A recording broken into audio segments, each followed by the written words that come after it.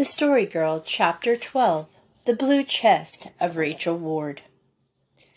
"It's utterly out of the question," Aunt Janet said seriously.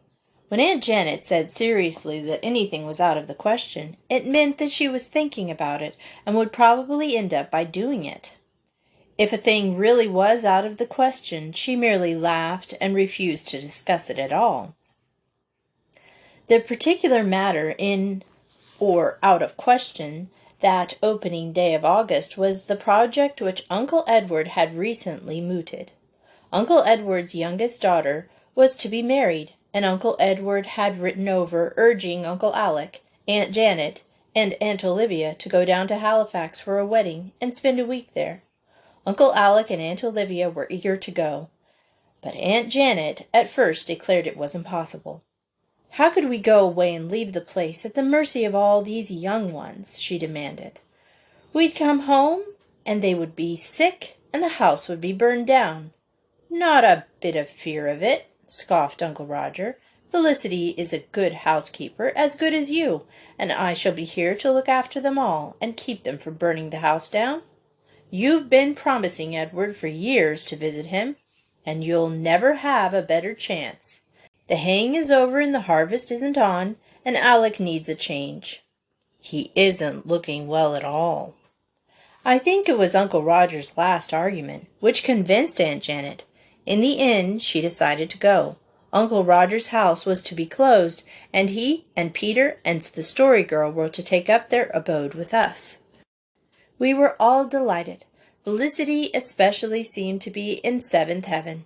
To be left in sole charge of a big house with 3 meals a day to plan and prepare, with poultry and cows and dairy and garden to superintend, apparently furnished forth Felicity's conception of paradise. Of course, we were all to help, but Felicity was to run things, and she gloried in it. The Story Girl was pleased too. "Felicity is going to give me cooking lessons," she confided to me as we walked in the orchard. "Isn't that fine? In a week I ought to be able to learn something, don't you think? It will be easier when there are no grown-ups around to make me nervous and laugh if I make mistakes." Uncle Alec and the aunts left on Monday morning. Poor Aunt Janet was full of dismal foreboding, and gave us so many charges and warnings that we did not try to remember all of them. Uncle Alec merely told us to be good and mind what Uncle Roger said. Aunt Olivia laughed at us out of her pansy blue eyes, and told us she knew exactly what we felt like, and hoped we'd have a gorgeous time. "Mind they go to bed at a decent hour," Aunt Janet called back to Uncle Roger as she drove out of the gate, "and if anything dreadful happens, telegraph us." Then they were really gone, and we were all left to keep house. Uncle Roger and Peter went away to their work. Felicity at once set to prepare for dinner, and allotted to each of us our portion of the work. The Story Girl was to prepare the potatoes, Felix and Dan were to pick and shell the peas, Cecily was to attend the fire, and I was to peel the turnips. Felicity made our mouths water by announcing that she was going to make a roly-poly jam pudding for dinner. I peeled my turnips on the back porch and put them in their pot and set them on the stove. Then I was at liberty to watch the others, for they had longer jobs. The kitchen was a scene of happy activity, and the Story Girl peeled her potatoes somewhat slowly and awkwardly, for she was not deft at housework tasks. Dan and Felix shelled peas and tormented Pat by attaching pods to his ears and tail. Felicity, flushed and serious, measured and stirred skillfully. "I am sitting on a tragedy," said the Story Girl suddenly. Felix and I stared. We were not quite sure what a tragedy was, but we did not think it was an old blue chest, such as the Story Girl was undoubtedly sitting on, if eyesight counted for anything. The old chest filled up the corner between the table and the wall. Neither Felix nor I had ever thought about it particularly. It was very large and heavy, and Felicity generally said hard things of it when she swept the kitchen. This old blue chest holds a tragedy," explained the Story Girl. "I know a story about it.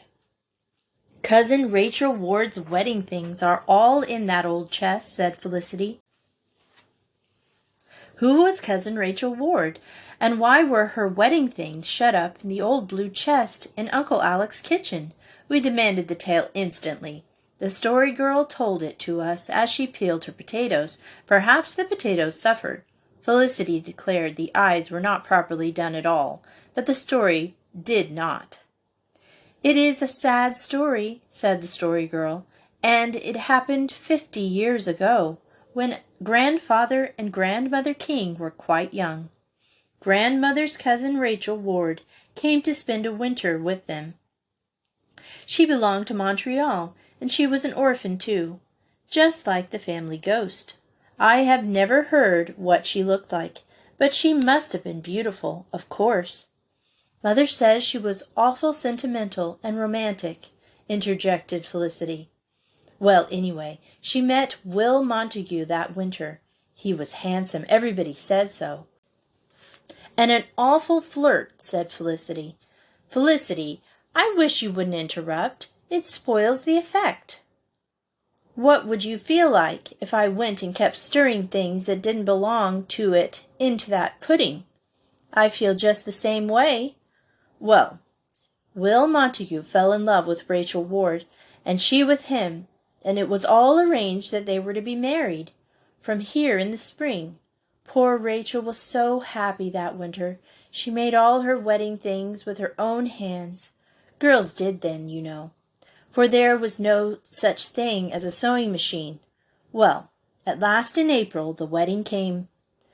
All the guests were here, and Rachel was dressed in her wedding robes, waiting for her bridegroom, and—" The Story Girl laid down her knife and her potato and clasped her wet hands. "Will Montague never came." We felt as much of a shock as if we had been one of the excited guests ourselves. "What happened to him? Was he killed too?" asked Felix. The Story Girl sighed and resumed her work. "No, indeed. I wish he had been. That would have been as suitable and romantic. No, it was just something horrid. He had to run away for debt. Fancy! He acted mean right through. Aunt Janet says he never sent even a word to Rachel, and she never heard from him again." "Pig!" said Felix forcibly. "She was broken-hearted, of course, when she found out what had happened. She took all her wedding things and her supply of linen and some presents that had been given her, and packed them all away in this old blue chest. Then she went away back to Montreal and took the key with her. She never came back to the island again. I suppose she couldn't bear it. And she has lived in Montreal ever since and never married. She is an old woman now, nearly 75, and this chest has never been opened since." "Mother wrote to Cousin Rachel 10 years ago," said Cecily, "and asked her if she might open the chest and see if the moths had got to it. There's a crack in the back as big as your finger. Cousin Rachel wrote back that if it wasn't for one thing that was in the trunk, she would ask Mother to open the chest and dispose of the things as she liked. But she could not bear that any one but herself should see or touch that one thing. So she wanted it left as it was. Ma said she washed her hands of it, moths or no moths, and said if Cousin Rachel had to move that chest every time the floor had to be scrubbed, it would cure her of her sentimental nonsense. But I think," concluded Cecily, "that I would feel just like Cousin Rachel in her place." "What was the thing that she couldn't bear anyone to see?" I asked. "Ma thinks it was her wedding dress, but Father says he believes it was Will Montague's picture," said Felicity. "He saw her put it in. Father knows some of the things that are in the chest. He was 10 years old, and he saw her pack it. There's a white muslin wedding dress and a veil and a—" Felicity dropped her eyes and blushed painfully. a petticoat embroidered by hand from hem to belt," said the Story Girl calmly, "and a china fruit basket with an apple on the handle," went on Felicity, much relieved, "and a tea set, and a blue candlestick." "I'd dearly love to see all the things that are in it," said the Story Girl. "Pa says it must never be opened without Cousin Rachel's permission," said Cecily. Felix and I looked at the chest reverently. It had taken on a new significance in our eyes, and seemed like a tomb, wherein lay buried some dead romance of vanished years. "What happened to Will Montague?" I asked. "Nothing," said the Story Girl viciously. "He just went on living and flourishing. He patched up matters with his creditors after a while, and came back to the island, and in the end he married a real nice girl with money, and was very happy. Did you ever hear of anything so unjust?" "Beverly King!" suddenly cried Felicity, who had been peering into a pot. "You've gone and put the turnips on to boil, whole just like potatoes." "Wasn't that right?" I cried in agony of shame. "Right!" But Felicity had already risked the turnips out, and was slicing them, while all the others were laughing at me. I had added the tradition on my own account to the family archives. Uncle Roger roared when he heard it, and he roared again at night over Peter's account of Felix attempting to milk a cow. Felix had previously acquired the knack of extracting milk from the udder, but he had never before tried to milk a whole cow. He did not go on well, and the cow trampled on his foot and finally upset the bucket. "What are you to do when the cow won't stand straight?" spluttered Felix angrily. "That's the question," said Uncle Roger, shaking his head gravely. Uncle Roger's laughter was hard to bear, but his gravity was harder. Meanwhile, in the pantry, the Story Girl, apron-shouldered, was being initiated into the mystery of bread baking. Under Felicity's eye she set out the bread, and on the morrow she was to bake it. "The first thing you must do in the morning is knead it well," said Felicity, "and the early it's done the better, because it's such a warm night." With that we all went to bed and slept as soundly as if tragedies of blue chests and turnips and crooked cows had no place in the scheme of things at all. Chapter 13. An old proverb with a new meaning. It was 5:30 when we boys got up the next morning. We were joined on the stairs by Felicity, yawning and rosy. "Oh, dear me, I overslept myself. Uncle Roger wanted breakfast at 6. "Well, I suppose the fire is on somehow, for the Story Girl is up. I guess she's up early to knead the bread. She couldn't sleep all night for worrying over it." The fire was on and flourished, and the triumphant Story Girl was taking a loaf of bread from the oven. "Just look," she said proudly. "I have every bit of the bread baked. I got up at 3, and it was lovely and light. So I just gave it a right good kneading and popped it into the oven, and it's all done and out of the way. But the loaves don't seem just quite as big as they should be," she said doubtfully. "Sara Stanley!" Felicity flew across the kitchen. "Do you mean that you put that bread right into the oven after you kneaded it, without leaving it to rise a second time?" The Story Girl turned quite pale. "Yes, I did," she said, faltering. "Oh, Felicity, wasn't that right?" "You've ruined the bread," Felicity said flatly. "It's as heavy as a stone. I declare, Sara Stanley, you'd rather have a little common sense than be a great storyteller." Bitter indeed was the poor Story Girl's mortification. "Don't tell Uncle Roger," she implored humbly. "Oh, I won't tell him," promised Felicity amiably. "It's lucky there's enough old bread to do us for today. This will go to the hens, but it's an awful waste of good flour." The Story Girl crept out with Felix and me to the morning orchard, while Dan and Peter went on to do the barn work. "It isn't any use for me to try to learn to cook," she said. "Never mind," I said consolingly. "You can tell splendid stories." "But what good would that do a hungry boy?" wailed the Story Girl. "Boys ain't always hungry," said Felix gravely. "There's times when they ain't." I don't believe it, said the Story Girl drearily. Besides, added Felix, in the tone of one who says while there is a life there is yet hope, you may learn to cook yet, if you keep on trying. But Aunt Olivia won't let me waste the stuff. My only hope was to learn this week, but I suppose Felicity is so disgusted with me now that she won't give me any more lessons.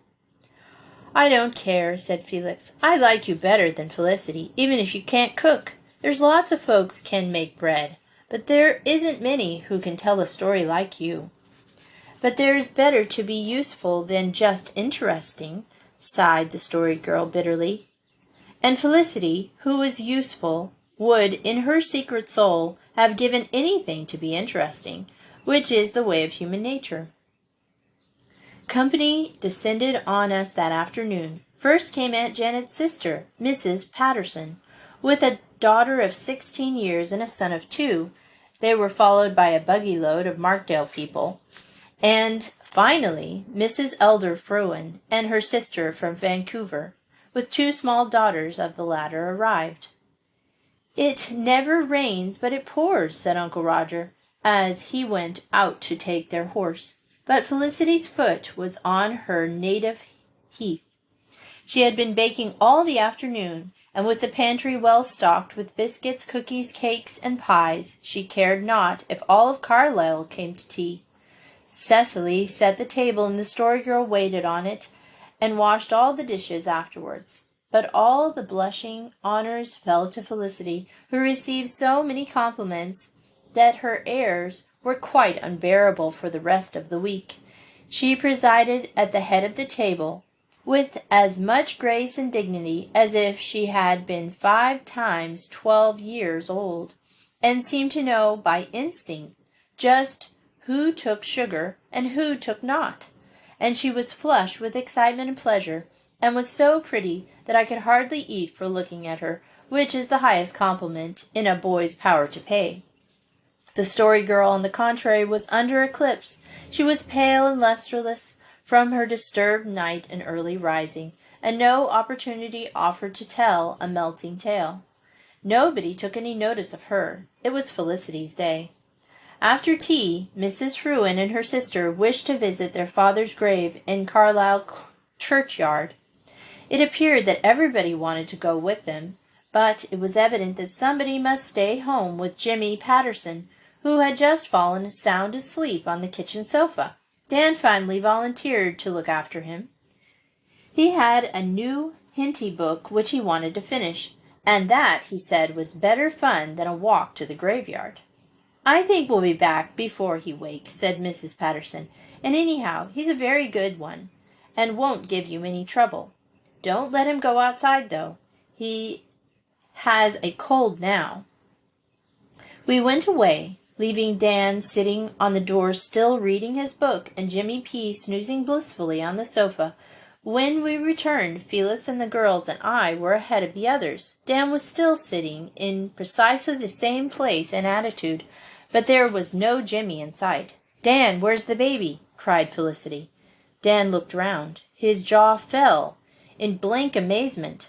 I never saw any one look as foolish as Dan at that moment. "Good gracious, I don't know," he said helplessly. "You've been so deep in that wretched book that you've let him get away." "Who knows where he is now?" cried Felicity distractedly. "I wasn't," cried Dan. "He must be in the house. I've been sitting right across the door ever since you left, and he couldn't have got out unless he crawled right over me. He must be in the house." "He isn't in the kitchen," said Felicity, rushing out wildly. "And he couldn't get into the other parts of the house, for I shut the hall door tight, and no baby could open it, and it's shut tight yet. So are all the windows. He must have got out the front door, Dan King, and it's your fault. He didn't get out the door," Dan stubbornly stated. "I know that." "Well, where is he then?" "He isn't here." "Did he melt into air?" demanded Felicity. "Oh, come and look for him, all of you. Don't stand round like ninnies. We must find him before his mother gets here. Dan King, I can't believe you." Dan was too frightened to resent this at the time, However and wherever Jimmy had gone, he was gone. So much was certain. We tore about the house and yard like maniacs. We looked into every likely, unlikely place, but Jimmy could not be found, any more than if he had indeed melted into air. Mrs. Patterson came, and we had not found him. Things were getting serious. Uncle Roger and Peter were summoned from the field. Mrs. Patterson became hysterical and was taken into the spare room with such remedies as could be suggested. Everybody blamed poor Dan. Cecily asked him what he would feel like if Jimmy was never found. The Story Girl had a gruesome recollection of some baby at Markdale who had wandered away like that. And they never found him till next spring, and all they found was a skeleton, with the grass growing through it, she whispered. This beats me, said Uncle Roger, when a fruitless hour had elapsed. I do hope that baby hasn't wandered down to the swamp. It seems impossible he could walk so far. But I must go and see. Felicity, hand me my high boots out from under the sofa. There's a girl. Felicity, pale and tearful, dropped to her knees and lifted the ruffled frills of the sofa. There, his head pillowed on Uncle Roger's boots, lay Jimmy Patterson, still sound asleep. Well, I'll be jiggered, said Uncle Roger. I knew he never left out the door, said Dan triumphantly. When the last buggy had driven away, Felicity set a batch of bread, and the rest of us sat round the back porch steps in the cat's light and ate cherries, shooting the pits at each other. Cecily was in quest of information. What does it never rain but it pours mean? Oh, it means if anything happens, something else is sure to happen, said the Story Girl. It illustrates. There's Mrs. Murphy. She never had a proposal in her life till she was 40, and then she had 3 in 1 week, and she was so flustered she took the wrong one and has been sorry ever since. Do you see what it means now? Yes, I guess so, said Cecily, somewhat doubtful. Later on, we heard her imparting her newly acquired knowledge to Felicity in the pantry. It never rains, but it pours means that nobody wants to marry you for ever so long, and then lots of people do.